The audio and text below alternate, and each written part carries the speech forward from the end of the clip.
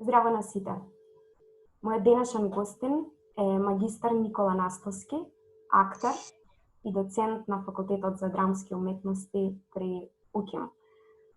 Добре дојде и ти благодарам што ја прифати поканата да учествуваш на овој серијал интервјуа и да ги споделиш со нас своите доживувања, ставови, размислувања за театарот во време на пандемија. Здраво. Фала на поканата во секој случај, секогаш на драго срце кога треба да се зборува било што е поврзано со уметност, така што драго ми е дека сум тука. Со оглед на тоа дека си и активен актер и активен доцент на Факултетот за драмски уметности, моето прво прашање до тебе е што значи да се биде актер, а што значи да се биде едукатор во време на пандемија? Како го доживеа затворањето на театрите и на факултетот и како ти мина полициските часови?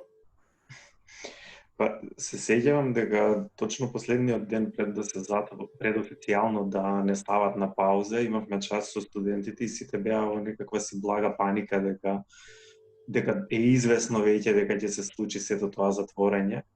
Меѓутоа, јас некако имав чувство дека не треба да се размислува на сето тоа и не знам, ги одржав часовите со тотална полна енергија како дека тоа нема да се случи.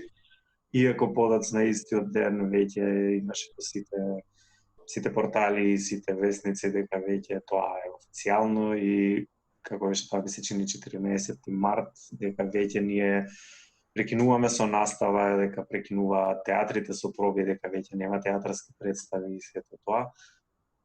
И искрено некако и покрај тоа дека беше очекувано ми дојде нагло и не знам како и сите најверојатно ме фати неспремен за сето тоа.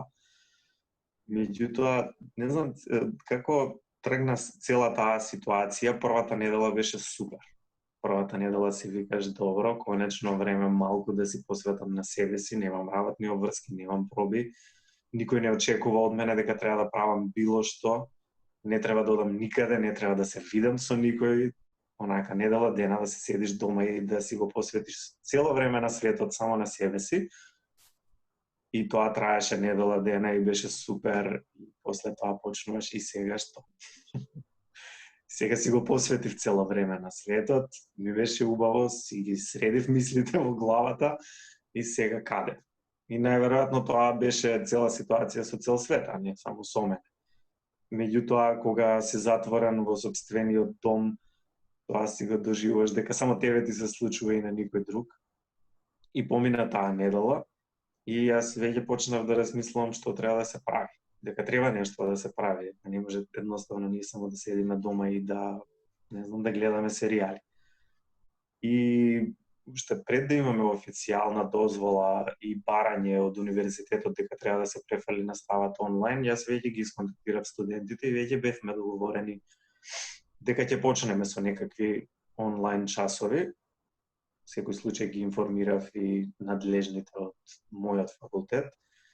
Тие рекоа супер, пробајте, видете како ќе оди, споделете информации со останатите па да видиме како сето тоа ќе изгледа.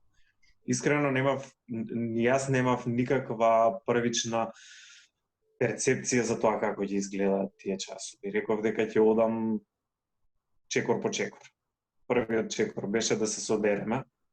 Првиот час кој го имав беше со студентите од трета година и повеќе, не знам, 70% од часот помина во чекај сега. Значи, мене ме гледате така добро, а се слушаме. Сега јас не ве слушам вам. И прилика 70% од часот отиде на тоа да видиме како функционира платформата, дали сите се слушаме, дали сите се гледаме. И на крајот, последните 30% од часот, веќе почнавме да се загреваме и малку да добиваме идеја за отприлика како ќе изгледа сето тоа. Сега можам да ти покажам една фотографија, само да се погледам тука, да видите отприлика како тоа изгледаше во првичната варијанта. Само секунда, ева вака, значи ова е една фотографија Тука на фотографијата можете да го видите мојот лаптоп кој е многу малечок долу. Да, еве јас Кој ќе се при тоа е обидам. поврзан на телевизор, за да можам јас да ги гледам нив на многу голем екран, за да можам да ги доживувам дека се пореални од тоа колку воопшто не се реални во ситуацијата. И за жал тука на фотографијата ја нема, го нема мобилниот, иако сликам јас во суштина со таблет во моментот, значи тука долу на една столица покрај комодата од телевизорот ми стои мобилниот, за да можат студентите да ме гледаат преку камерата од лаптопот во крупно, а со камерата од телефонот да го гледаат цело моје торзо кога покажувам вежби. Така што од прилика можам да ви кажам дека цела дневна соба во мојот стан стануваше едно многу големо студио за одржување часови. Имаше кабли на сите страни. Меѓутоа некако слободно продолжи, но токму тоа е и моето следно прашање, така што ќе се навратиме подетално на тоа. Слободно да искажеш. И тоа, мислам, бидејќи повеќе ќе разговараме точно веќе во наредното прашање на таа тема, накратко само да сублимирам дека да се биде едукатор во време на пандемија представуваше прво технички таков подвиг кој од друга страна барем мене ми беше интересно да можам да го совладувам, да најдам начини како подобро да, не знам, да ме гледаат, да се слушаме и да имаме навистина колку може пореална настава. А во однос на тоа како е да се биде актер за време на пандемија, тоа беше многу пострашно, искрено, отколку едукатор, бидејќи некако едукацијата сама по себе и после тоа и според сите насоки кои ги добивме од универзитетот, веќе си добиваше некаков тек сета таа работа. Меѓутоа, во однос на тоа како е да се биде актер и тоа дека ние воопшто ја изгубивме шансата да излегуваме на сцена, контакт со публика и сето тоа, беше навистина покомплицирана приказна за сите нас, бидејќи тука веќе едноставно некои работи не можеа да се променат. Значи контактот со публика не можеше да се промени. Тоа го изгубивме со цела пандемија и тоа е нешто кое се уште еве до денешен не сме успеале да го вратиме. И начинот на функционирање, значи на тоа како се прави една театарска представа, читачки проби, блискост, интима, креирање на сцени, сето тоа некако едноставно пропадна во вода. И имаше период, посебно првите месец дена, кога сите се префрлија на зборување и теоретизирање, што исто така како и со тоа посветувањето време на себе си беше супер. Бидејќи мислам дека на сите ни требаше време кога малку ќе теоретизирам. Ајде сега да видиме што значи пандемијата, што значи тој вакуум простор кој се појави наеднаш. Дали тоа ќе има некакви последици. Меѓутоа, на почетокот кога почнаа сите тие теоретизирања, никој не знаеше колку ќе трае сето. Сите мислевме дека тоа ќе биде недела, 2, 3, максимум месец дена и дека после тоа ќе почнеме да се враќаме некако во нормал. И следев на вистина голем дел од светските имиња за тоа што имаат да кажат на таа тема. И, например, ги следев The Seagull Talks. Тие се една платформа која прави интервјуа со навистина светски театарски имиња. И, например, сите тие луѓе зборуваа на почетокот за тоа дека добро е малку тоа што се доби некаков простор за да видиме докаде сме, да ги анализираме работите, па да видиме како треба да продолжиме понатаму, меѓутоа сето тоа беше на почетокот, кога сите мислевме дека тоа ќе трае кратко. И како почна сето тоа да станува пореално дека ќе трае и дека еве се уште трае, сите почнаа да си го оменуваат сопственото мислење во правец на тоа дека добро доволно теоретизиравме, ајде сега да видиме што треба да се прави. Иако никој немаше конкретна идеја што треба да се прави. Сите имаа многу теории за тоа како треба да се одвива театарот во време на пандемија, меѓутоа прво ретки беа случаите кога луѓето почнуваа на вистина да креираат нешто, а уште поретки беа конкретни представи. Значи секогаш тоа на почетокот се сведуваше на некои кратки видеа, повеќе беа како типот на етиди или некакви видео арт форми, меѓутоа ретко кој се осмелуваше да земе да направи представа. Имаше некој конкретен театар, не се сеќавам точно како се викаше, од Америка, од Њу Йорк, кои решиле дека ќе направат представа на текст кој е напишан специјално за два пара кои живеат во пандемија, и текстот беше самиот напишан за да може да се изведува на Zoom. Тоа беше многу голема придобивка за нив, бидејќи во старт условите се тие кои се, платформата е таа која што е, едноставно луѓето само се пуштаат, тука ги креираат ликовите и го прават сето тоа. Меѓутоа, како тргна целата оваа работа, почнавме да стануваме преплавени од овие вакви малечки прозорчиња на Zoom. Значи, на било која социјална мрежа да се отвори, се гледа еден куп концерти, луѓе кои прават некакви семинари, луѓе кои прават работилници, предавања, самите ние кои бевме едукатори или дел од образовниот процес, па и студентите или учениците, едноставно малку станаа презаситени од начинот на ова функционирање. И на крајот на денот, уште кога ти почнуваш да нудиш представа која би била ваква, малку почна сето тоа да губи смисла според мене.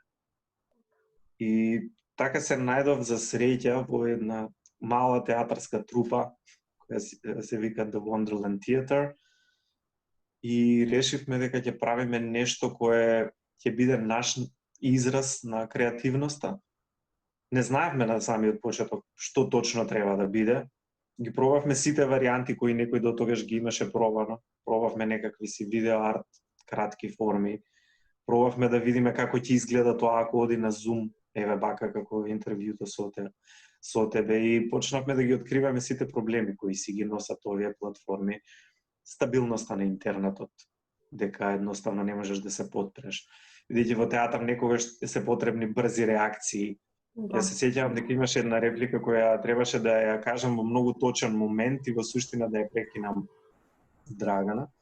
И некако 3 проби со ред, јас ја кажував репликата на вистина во точниот момент, меѓутоа во точниот момент кај мене, бидејќи јас сватив после тоа дека мојот звук кај сите останати малку доцни. И секогаш имаше момент кога јас сум ја изговорил веќе репликата и ја слушам Нела само од таа страна, ама Никола, значи тука треба да ја кажеш репликата.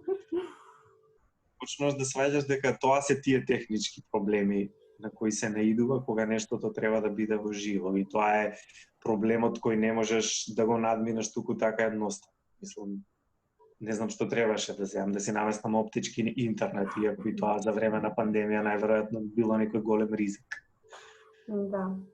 Да, па токму тоа е и следното прашање, со оглед на тоа дека вие работевте виртуелна представа, односно представа која што не се прикажува во театарска институција, вие сите работевте од своите домови, и предавањата, бидејќи беа на интернет платформите, се случува секој од студентите дека беа во своите домови и ти како едукатор во својот дом.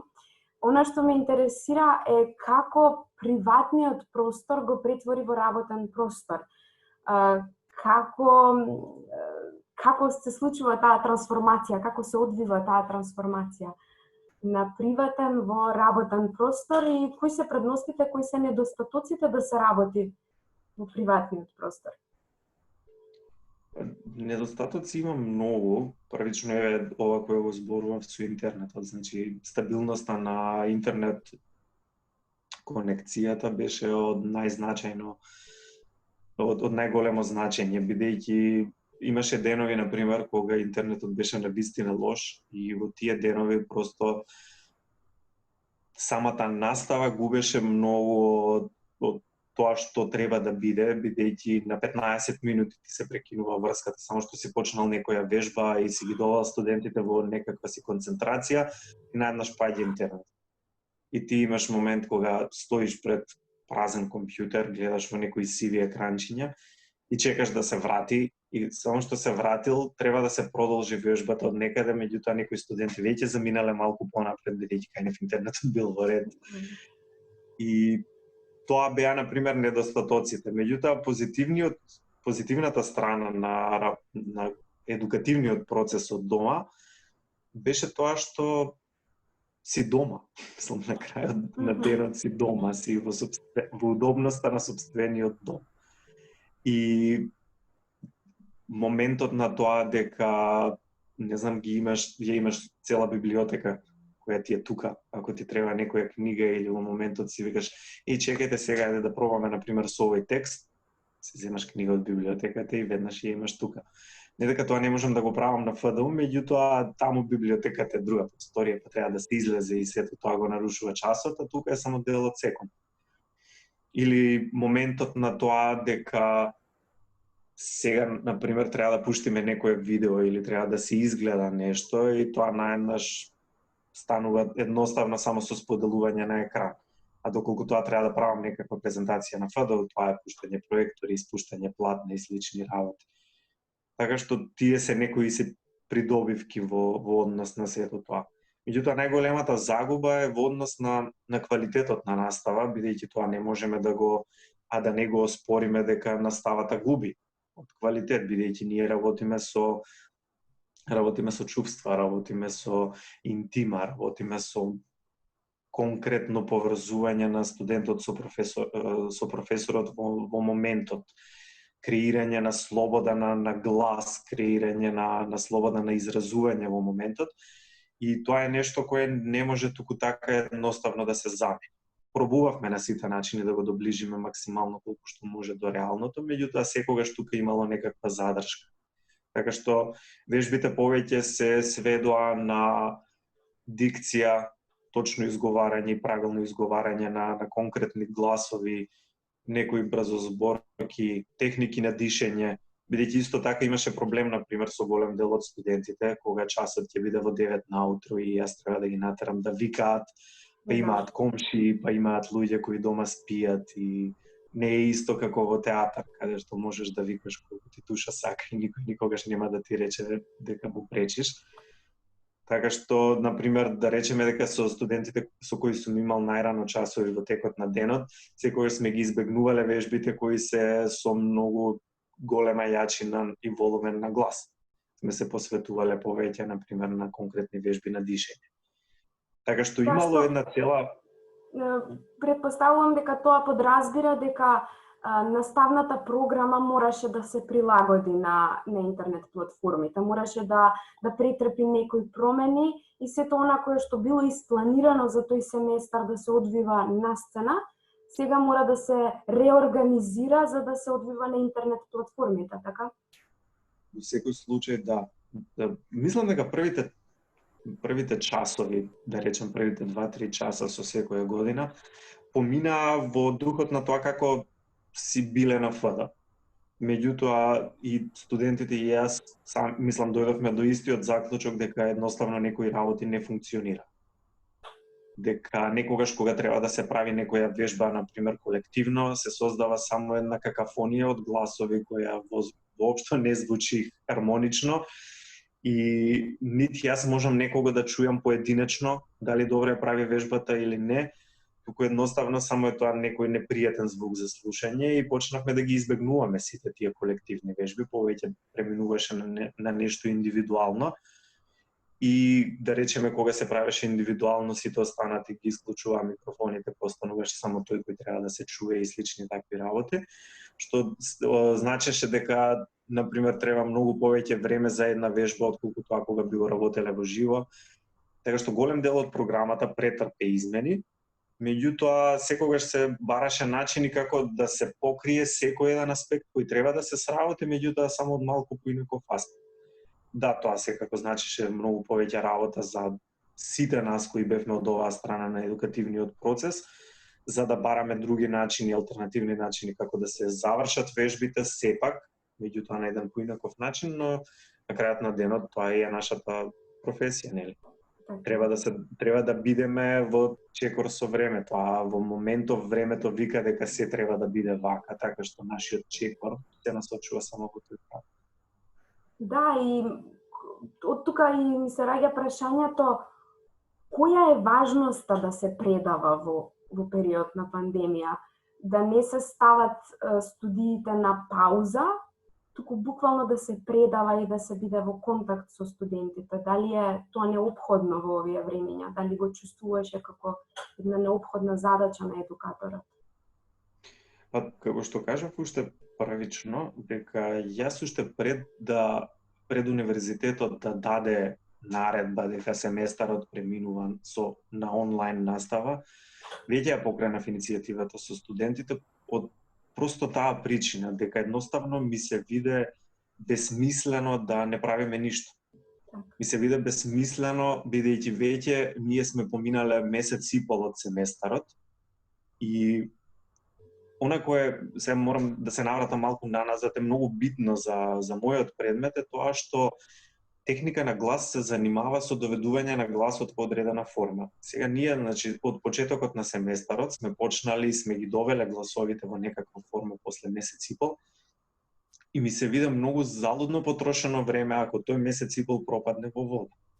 И од тука тргна мојата иницијатива да ги замолам студентите, ако ништо друго, барем да се среќаваме, можеби не со полно време на часовите како што беа, меѓутоа да правиме некои вежби кои ќе ни одржуваат во најмала рака таа форма до таму до каде што сме стигнале и со надеж дека тоа можеби ќе премине малку понатаму.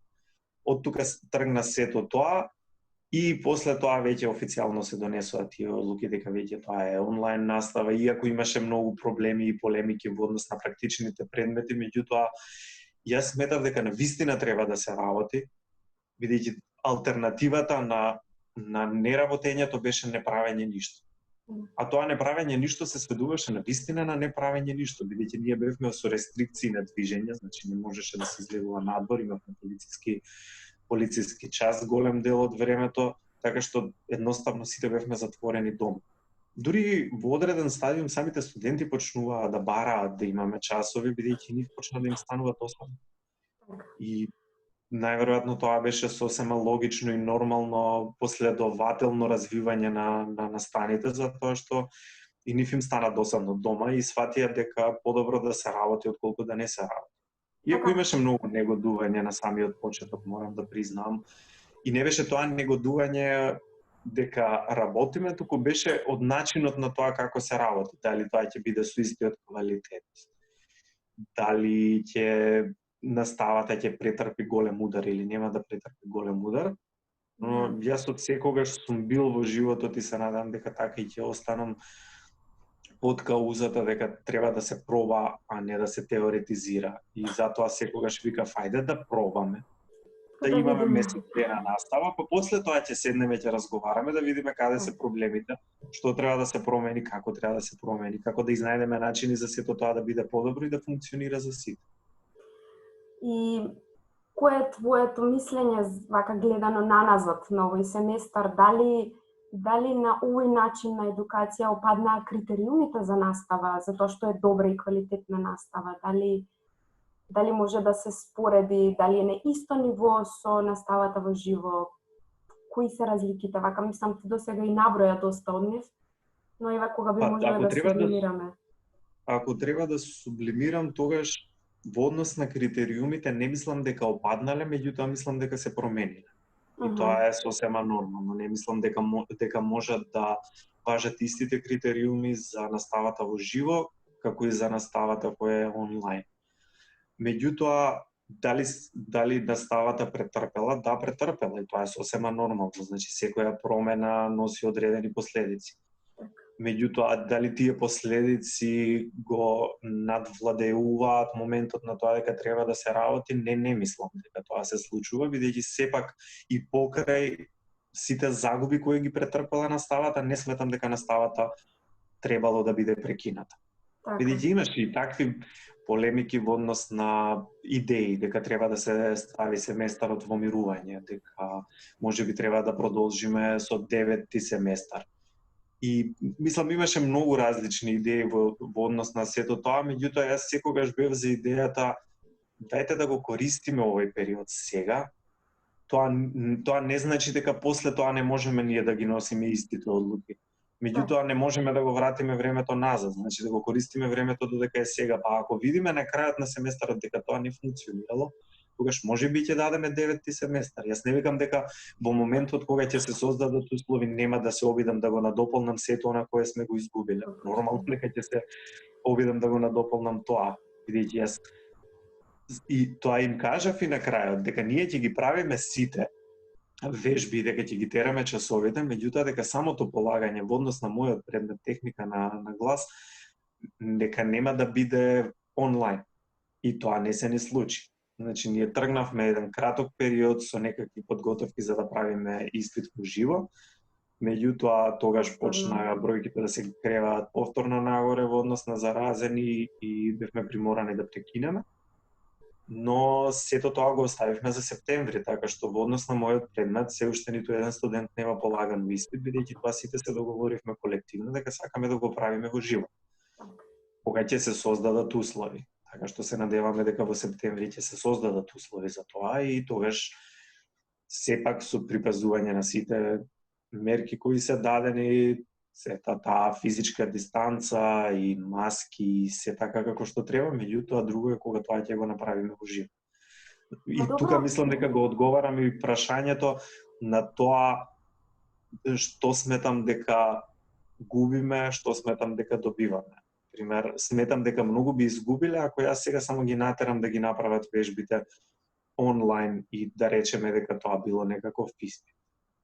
Тоа е момент каде, да речеме, јас ставам точка и викам да може се да правиме, можеме да се држиме во форма, ќе ги правиме сите вежби, меѓутоа самиот испит се разбира дека мора да биде во живо, бидејќи се друго би изгубило смисла. Добро, во овој процес на работа на интернет платформи, предавање, дали врската меѓу професорот и студентот според тебе беше усложнета, продлабочена, ограничена, проширена, значи во која насока се промени односот меѓу тебе како едукатор? Ќе биде бунувачки ако одговорам дека се тоа кое го наброи, се тоа се случуваше. Значи беше и продлабочена и изгубена и се, бидејќи имаше многу зависеше од самиот пристап на студентите во тоа. Например, доколку студентите беа многу тие кои беа поотворени во однос на сето тоа, например, доведе до некое продлабочување на врската помеѓу професор и студент. Меѓутоа, тие кои беа секогаш со отпор во сето ова го правеа, бидејќи веќе во одреден стадиум мораа да го прават. Например, со нив се чувствуваше некаква разделеност, некаков раздор во таа некаква си врска меѓу студент и професор, меѓутоа сепак на крајот на денот имав можност да имам индивидуални средби со сите студенти и интимата која можеше да се создаде, например, во ваков простор, можеби беше и поголема отколку интимата која би можела да се создаде во театар. Не знам, можеби и се лажам во однос на тоа, меѓутоа некако така го почувствував тоа, дека студентите едноставно се многу поотворени за комуникација, можеби бидејќи вака малку се нарушува моментот на авторитет. Не знам, можеби да е тоа, но едноставно некако го имав чувството дека се повеќе споделуваат, повеќе имаат помал проблем да се отворат. Така.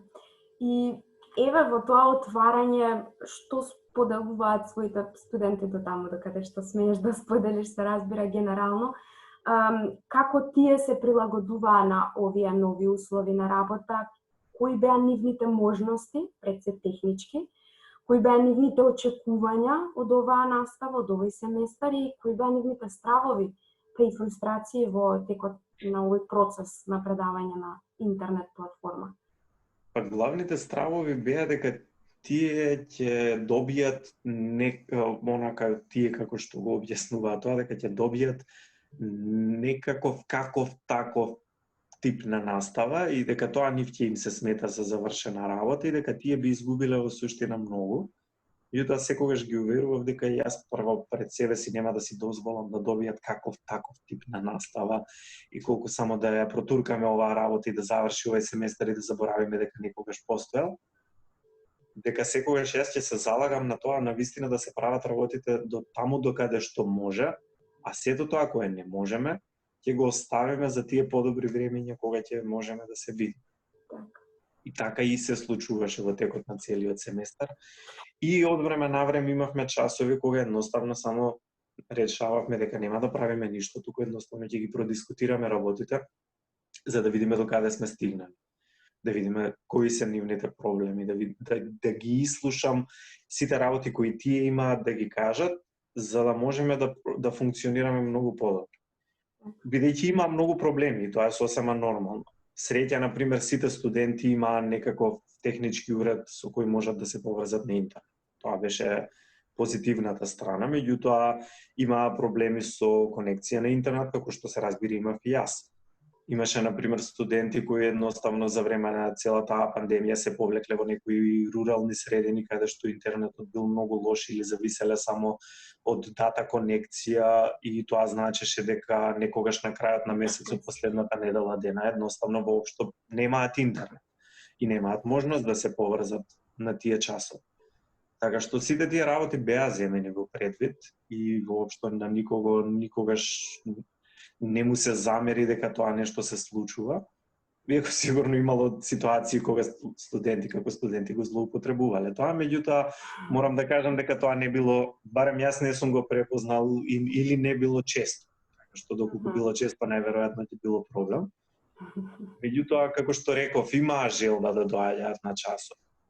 Мислам, тоа се гледаше по нивната присутност, по тоа дека секогаш скоро 80-90% беа присутни на час. Така. А дали можеби заедно со студентите или со наставничкиот колектив во изминатиот период изнајдовте некои други решенија за предавање покрај онлайн платформите, со оглед на тоа дека налогот од универзитетот беше да се одржат онлайн предавања, но нашите предмети се прилично практични на факултетот за драмски уметности, па дали можеби се разговараа, дискутираа некои други начини на кои што можат овие предавања да се реализираат, а тоа да не биде преку посредник технологија? Секако дека тоа се зборуваше и тоа многу. Значи, на сите тие состаноци на катедра кои ги имавме, главната тема на дискусија беше како тоа треба да се одвива цел семестар. Меѓутоа, никогаш не можевме да правиме, за жал, долгорочни планови, бидејќи работите се менуваа од денес за утре. Например, никој не беше сигурен кога ќе има полициски час, кога ќе трае тој полициски час. Така што се зборуваа опциите за настава во природа. И тоа така и тргна. Например, кога ние тргнавме веќе да имаме некаква си навидум настава во живо, тоа беше со максимален број на студенти 2 и беше, например, во базените на ФДУ со тоа што сите прозорци и сите врати беа отворени за да има постојан проток на воздух, бевме на дистанца на поголема од 5 до 6 метри, значи многу повеќе од колку реално се препорачуваше. Се со цел за да можеме да бидеме во живо и да правиме некаква настава, меѓутоа, за жал, како што кажав, и тоа го прекинавме затоа што така налага услови. Но ако ова продолжи од септември, сигурно ќе почнеме да правиме многу по рестриктивни зафати во однос на тоа како треба да се одвива таа настава. И сега јас се надевам дека овој период на летни празници, мислам на летни одмори, ќе го искористиме во суштина за да направиме некаква многу конкретна рамка на тоа како треба да се одвиваат сите овие предмети, бидејќи веќе еднаш не начека пандемијата неспремни, не може да не начека втор. Да. И со ова би заокружиле темата предавања во време на пандемија, да се биде едукатор во време на пандемија, и сега би сакала малку да се осврнеме на тоа да се биде актер во време на пандемија и како актер да се следат онлайн прикажувања на веќе одиграни представи во живо. Тоа стана доста актуелно од како се затворија театрите за посета на публиката. Театрите почнаа да прикажуваат веќе одиграни представи снимени на интернет платформите. Како ти, како актер и публика ги доживеа? Дали пред се успеа да изгледаш некој од нашите представи? на онлайн платформите и како ги доживеа како гледач овој пат? На почетокот, сега, како почнам да ги одговарам прашањата, секогаш се навраќам на почетокот, бидејќи почетокот на пандемијата беше многу интересен и фамозен за сите нас, и после тоа почнуваа работите да стануваат реални и сериозни. Така што и во однос на ова прашање, на почетокот, сето тоа имаше многу повеќе смисла, отколку како почнуваше да се развива целата таа ситуација, бидејќи тогаш почна скоро сите, не скоро, туку ми се чини сите театри во светот да имаат бесплатни онлайн снимки од нивните представи. И тоа беше супер, бидејќи наеднаш можеше да се погледнат представи кои најверојатно или би немале шанса или би чинело многу за да можеме да ги изгледаме. Така што тоа беше наеднаш супер шанса да се видат такви типови на представи, да видиме што работи светот, да видиме како функционираат тие театри. При тоа исто така да се потсетиме на многу представи кои сме ги имале тука од домашната сцена. Беше интересно дека можев да погледнам многу сопствени представи кои дури сум ги заборавил дека некогаш сум ги изиграл. Но после извесен период и јас самиот сватив дека колку и да се гениални некои представи, колку и да се тоа супер снимки, дека човек се заситува од гледање на снимки на театарски представи, како да имаме, не знам, одреден лимит на 50 представи кои се снимка и веќе 51-та не може. Значи немаш концентрација едноставно да ја изгледаш и тука некаде нагло заврши мојот интерес за таков тип на театар, бидејќи се сеќавам на пример на представите на National Theatre London кои се снимени гениално. Значи можда имаат најдобри снимки од сите представи кои ги изгледав во тој период, бидејќи толку се снимени блиску и така се добро монтирани што некогаш дури го губиш моментот на тоа дека гледаш представа која се игра во моментот во живо пред публика. Меѓутоа и тоа некако стана премногу. Стана единствен начин да се гледа театарска представа. И не знам, како што реков, ми изгуби смисла. Наспроти онлайн прикажување на веќе одиграни представи во живо, се појавија и представи кои што се подготвија за време на пандемијата, но поради условите во кои што беа приморани актерите и режисерот да подготвуваат, тоа мораше да биде прикажано повторно онлайн и така и да биде сработено секој од дома, како што беше всушност и вашата виртуелна представа Илузија во режија на Нела Витошевиќ, како што всушност е и виртуелниот проект Тој и таа на Велешкиот театар, во режија на Дејан Дамјановски, како што се впрочем и многу други представи од светот. Како ги доживуваш овој тип на представи? Дали би ги нарекол представи? Како треба да ги нарекуваме според тебе? Пред се како публика, како ги доживуваш, потоа како актер кој што всушност е дел од еден таков проект? Како што кажав и претходно, првиот месец беше месец на теоретизирање да видиме што правиме, што сме направиле, што треба да се прави. И веќе од април месец одредени групи на луѓе ни светот решија дека веќе треба нешто да се прави. И така решивме и ние дека треба да правиме нешто. Како што кажав, исто така не знаевме што ќе правиме. Тргнавме со некаков текст кој го одбранела, се собравме како екипа и решивме дека ќе си правиме проби.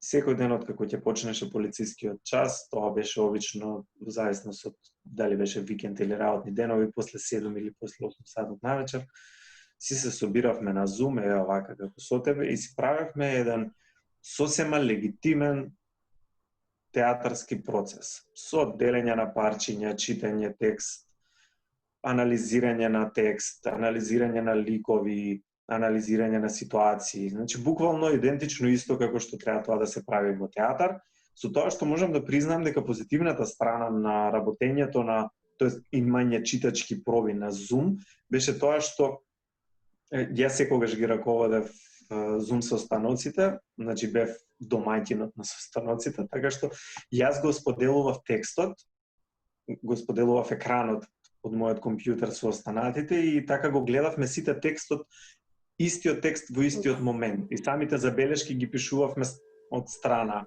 на Word документот.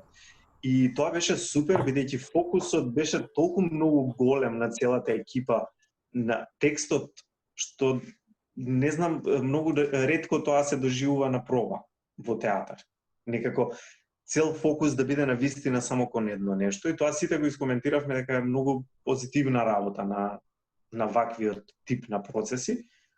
И како што се развиваа сите работи, и тоа исто спомнав дека пробувавме неколку начини за тоа како треба да биде представата. Меѓутоа, она до кое што јас лично најмногу дојдов како заклучок беше тоа дека контактот со публика нас ни е секако изгубен. И дека не треба ни да се трудиме да правиме рекреација на истиот, бидејќи секако го губиме. Дали јас ќе играм во живо вака како што го правам, на пример, интервјуто со тебе на Zoom, или ќе се снимам посебно со камера, повратниот ефект од публиката јас го немам. Значи и вака и онака ќе го немам. И она до кое ние дојдовме како решение беше дека кога веќе тоа го немаме, да не се трудиме да го рекреираме, а при тоа со трудењето на рекреирање на тој елемент да изгубиме многу повеќе во однос на крајниот продукт, во однос на како нашата креација и нашиот израз на креативност во моментот треба да изгледа, бидејќи доколку тоа го правевме на Zoom, представата немаше да изгледа така како што изгледа. Тогаш ќе беше некакво се само поактивна читачка проба, да го наречам така. Меѓутоа, ние сакавме да направиме нешто најслично колку што може да биде тоа во театар. И секогаш ги дискутиравме сцените, како оваа сцена, например, би изгледала доколку јас сега сум на сцена и треба да се постави таму. Бидејќи текстот, драматургијата на текстот е генерално во монолошка форма, така што тоа се едни 4 огромни монолози на ликовите. И кога би го поставувале на сцена, мораше да најдуваме начини што останатите 3 лика прават додека едниот лик зборува. Па дури и самиот лик кој зборува што прави во тој момент. И тоа беше секогаш јасно дека тоа треба да биде со некои паралелни сцени кои се одвиваат за време на говорењето на едниот лик.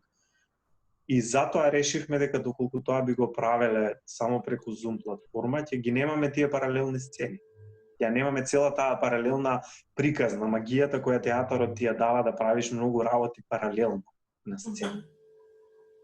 И така стигнавме до форматот кој ние решивме дека ќе го користиме за нашата представа. И сега многумина ќе дискутираат дали е тоа театар, дали треба да се вика театар, колку е тоа театар, дали е некаква си видео арт форма, дали е некаков тип на перформанс. Меѓутоа, ние решивме дека и се замаравме и ние со самото тоа. Значи многу проби потрошивме на тоа што во суштина ние правиме и на крајот рековме дека ќе оставиме на времето да покаже што ние правиме, на теоретичарите да теоретизираат за тоа што веќе сме го направили и да му најдуваат точен назив како треба да се именува. Меѓутоа дека ние ќе го направиме. И тоа за нас беше театар. И навистина беше театар. Од секој еден поглед јас никогаш не мислев дека правам било што освен театарска представа. Се надевам дека тоа луѓето го препознаваат и го доживуваат од тој аспект. Меѓутоа, она кој ние го правевме беше правење на театар. Правење на театар така како што налагаат условите. Така како што нашата креативност во моментот го најдуваше својот пат да се изрази. Така. И од тука следи прашањето во овие услови, кое е местото, улогата и значењето на театарот во нашето општество? Па, денеска баш утрово, читајќи некои работи кога се спремам за овој интервју, прочитав дека, сега тоа беше на англиски, се разбира, на македонски малку нема смисла, дека Earth without art is just a. Така што мене тоа ми има многу смисла, затоа што секој еден нека забележи што во суштина правел за време на сите полициски часови и како си го пополнувал сопственото време, ќе види дека барем во 60 до 70% од тоа време користел некаков тип на уметност за да си го пополни своето време. Или сликал, или читал роман, или гледал филм, серија, било што. Значи, тоа е некаков начин на уметност. И замислете како ќе изгледаа сите овие карантини, полициски сати и се тоа доколку уметноста навистина не постоеше.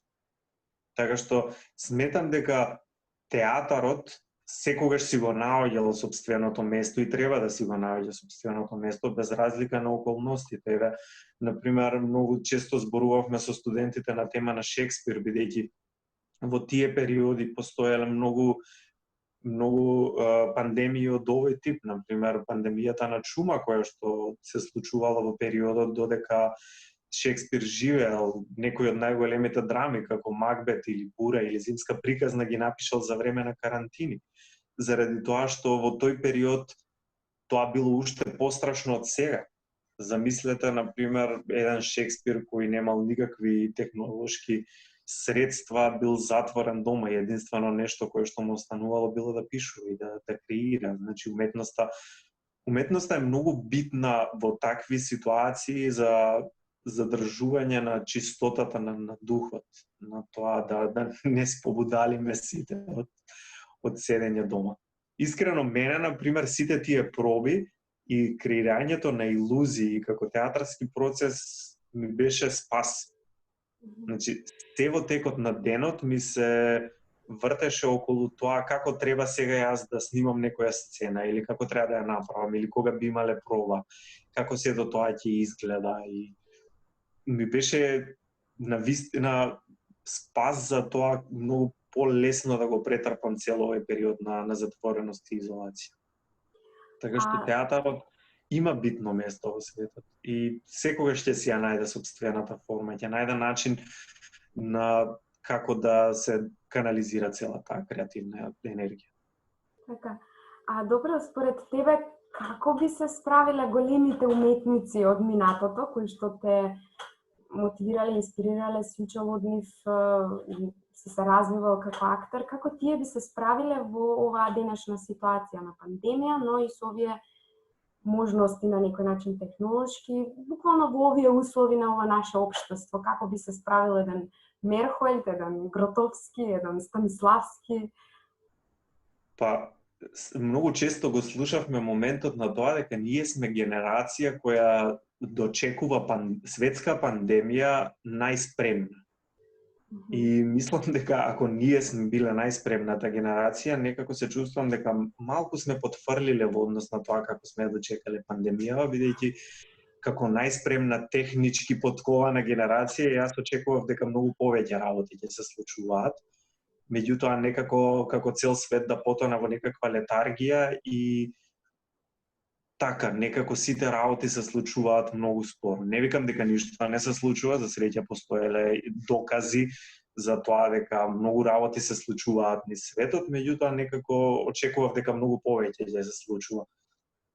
Но кога станува збор за имињата од кои јас сум учел и како јас сметам дека тие би се справиле со оваа пандемија, се надевам, бидејќи не можам да го гарантирам тоа со сигурност, дека тие би креирале исто така како што тоа го правил Шекспир, како што напоменав, дека немало да се стават себе си во позиција на наблюдувачи и на луѓе кои чекаат. Бидејќи од самата работа која тие оставиле на светов, при тоа во ситуации кога немало пандемија, гледаме дека станувало збор за луѓе кои навистина креирале и луѓе кои размислувале за нештата. Така што она кое јас би го кажал како очекување од такви луѓе во пандемија би било дека можеби ќе измислеле некој нов жанр, како што можеби и сега и се случи со тие, не знам, да речеме, стотина представи на светско ниво кои се креираа за време на пандемија. Дека можеби едноставно она кое сите останатите го чекаат нешто да се случи, театарот повторно да се рестартира и да се врати во некаква нормала, да речеме, каква што била претходно, дека тие кои не чекале, дека можеби се пионерите во некаков си нов жанр. Затоа што од друга страна, сите светски најголеми промени кои се случувале во театарот, се случувале поттикнати од нешто многу големо, од некаква потреба за нешто ново. Она кој ние сега го доживуваме е најверојатно само ненормално интензивирана брзина на промена на нешто кое било неминовно дека ќе се случи во театарот, бидејќи нормално е театарот да се менува, нормално е технологијата да навлегува. Мислам, и самите сме сведоци на дневно ниво дека скоро во сите театарски представи има некаква технологија, значи од проекции на платно до користење на некакви, не знам, холограми и слични работи, бидејќи во светот во моментот се прават театарски представи без актери пред пандемијата. Така што, значи, тие се некои работи кои веќе почнувале и имало зачеток да се случуваат, меѓутоа со тоа што се случи пандемијата и театарот таков како што го знаеме се стави на пауза, овој другиот развој на тој некаков си технолошки развој на театарот наеднаш доби